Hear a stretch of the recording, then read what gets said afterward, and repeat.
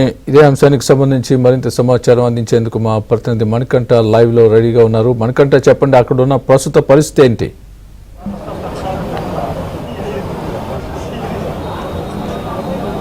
Manikanta, Medipalli Teenmar Mallanna office పై జాగృతి కార్యకర్తలు ఒక్కసారిగా కూడా దాడికి దిగారు. ప్రస్తుతం మనం దాడికి దిగిన ఆఫీస్ వద్ద అయితే ఉన్నాం. మనం విజువల్స్ లో కూడా చూసుకోవచ్చు. ప్రస్తుతానికి పోలీసులు భారీ సంఖ్యలో మోహరించి పూర్తిగా కూడా పరిస్థితిని అయితే అదుపులోకి తీసుకువచ్చారు. అయితే ఇప్పటి వరకు కూడా ఏ జాగృతి నాయకుల్ని కార్యకర్తలను కూడా అరెస్టు చేయలేనట్లుగా కూడా మనకి సమాచారం ఉంటుంది.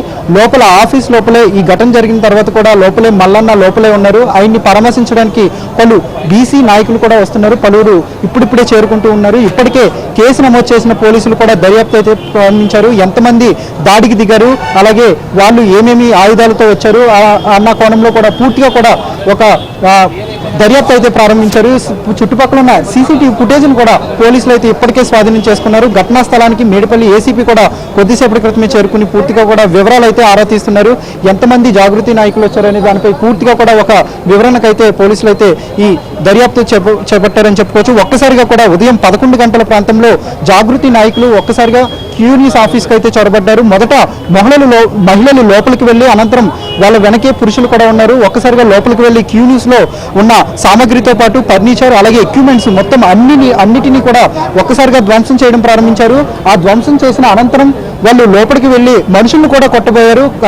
క్యూనిస్ తీన్మార్ మల్లన్న దగ్గర ఉన్న అనుచరులు కావచ్చు, లేదంటే కార్యకర్తలు కావచ్చు, వాళ్ళందరినీ కూడా కొట్టే ప్రయత్నం చేశారు. వెంటనే కూడా అలర్ట్ అయిన భద్రతా సిబ్బంది తీన్మార్ మల్లన్న గన్మన్లు ఒక్కసారిగా కూడా పరిస్థితి ఉధృతంగా మారడంతో వాళ్ళు సర్ది చెప్పే ప్రయత్నం చేశారు. దాడి చేయొద్దంటూ వెనక్కి వెళ్ళిపోవాలంటూ కూడా వాళ్ళకి సర్ది చెప్పే ప్రయత్నం చేశారు. అయినప్పటికీ వాళ్ళు జాగృతి కార్యకర్తలు ఒక్కసారిగా కూడా ఎంత మాత్రం వెనక్కి తగ్గకుండా తీన్మార్ మల్లన్న డౌన్ అంటూ కూడా ఒక్కసారిగా లోపలికి వెళ్ళి ఆ ఫర్నిచర్ అంతా కూడా ధ్వంసం చేసే ప్రయత్నం చేశారు. అయితే తీన్మార్ మల్లన్నపై కూడా దాడి చేసే ప్రయత్నం చేయడంతో ఒక్కసారిగా అలర్ట్ అయిన గన్మెన్లు వెంటనే కూడా ఆత్మరక్షణ కోసం, అలాగే తీన్మార్ మల్లన్న ఒక ఎమ్మెల్సీ కాబట్టి ఆయనకి ప్రభుత్వం కేటాయించింది కాబట్టి గన్మెన్లు ఒక్కసారిగా పరిస్థితి ఉధృతంగా మారడంతో ఆయన్ని కాపాడే నేపథ్యంలో వెంటనే కాల్పులు అయితే జరిపారని చెప్పుకోవచ్చు. మొదట 5 రౌండ్లు కాల్పులు జరిపారు. అయితే ఈ పూర్తిగా కూడా ఆఫీస్ అంతా మనం ఒకసారి పరిశీలించుకోవచ్చు. విజువల్స్ లో కూడా పూర్తిగా రక్తపు మరకలతో అలాగే ఫర్నిచర్ కూడా పూర్తిగా కూడా నాశనం అయిపోయింది.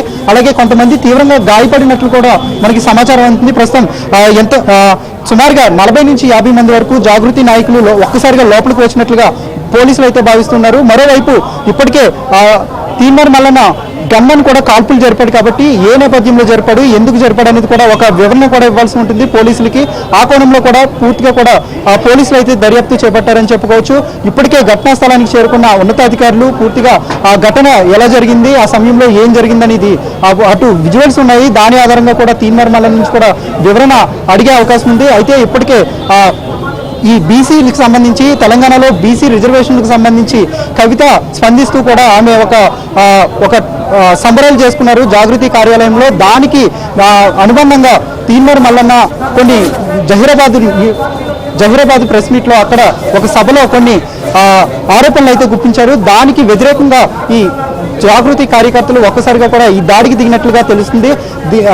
పూర్తిగా కూడా అటు క్యూనిస్ అధికారులు కూడా ఇప్పటికే తీన్మార్ మల్లన్న అనుచరులు కూడా పూర్తిగా వాళ్ళైతే ఇప్పటికే ఈ ఘటనపై స్పందించారు. ఏదైనా మాటలు ఇబ్బందికరంగా ఉన్నా లేదంటే ఆరోపణలు నచ్చని పక్షంలో న్యాయపరంగా వెళ్ళి ఎదుర్కోవాలి, కానీ ఇలా ఆఫీసులకు వచ్చి తమపై దాడి చేయడం ఎంత మాత్రం మంచిది కాదంటూ కూడా ఇప్పటికే తీన్మార్ మల్లన్న వద్ద ఉన్న వాళ్ళంతా కూడా ఇప్పటికే ఆరోపిస్తున్న పరిస్థితి కూడా కనబడుతుంది. ప్రస్తుతం పూర్తిగా పరిస్థితి అదుపులోకి వచ్చిందని చెప్పుకోవచ్చు. మరోవైపు ఈ ఘటనలో తీన్మార్ మల్లన్న అనుచరులతో పాటు కొంతమంది జాగృతి కార్యకర్తలు కూడా తీవ్రంగా గాయపడినట్లుగా తెలుస్తుంది. వాళ్ళంతా కూడా ఎవరు అనేది కూడా అయితే ఇప్పటి వరకు కూడా ఎవరిని కూడా అదుపులోకి తీసుకోలేనట్లుగా సమాచారం అందుతుంది. గాయపడిన వారు ఎవరనే దానిపై కూడా పూర్తిగా అయితే ఆరాలు తీస్తున్నారు. అయితే జాగృతి కార్యకర్తకు ఒకరికి బుల్లెట్ తగిలినట్లుగా కూడా వార్తలు వినిపిస్తున్నాయి. మొత్తం ఎంతమంది వచ్చారు, ఎవరెవరికి గాయాలైనవి అని కూడా పూర్తిగా పోలీసులు అయితే ఆరా తీస్తున్న పరిస్థితి కూడా కనబడుతుంది. Right Manikanta, thanks for the update.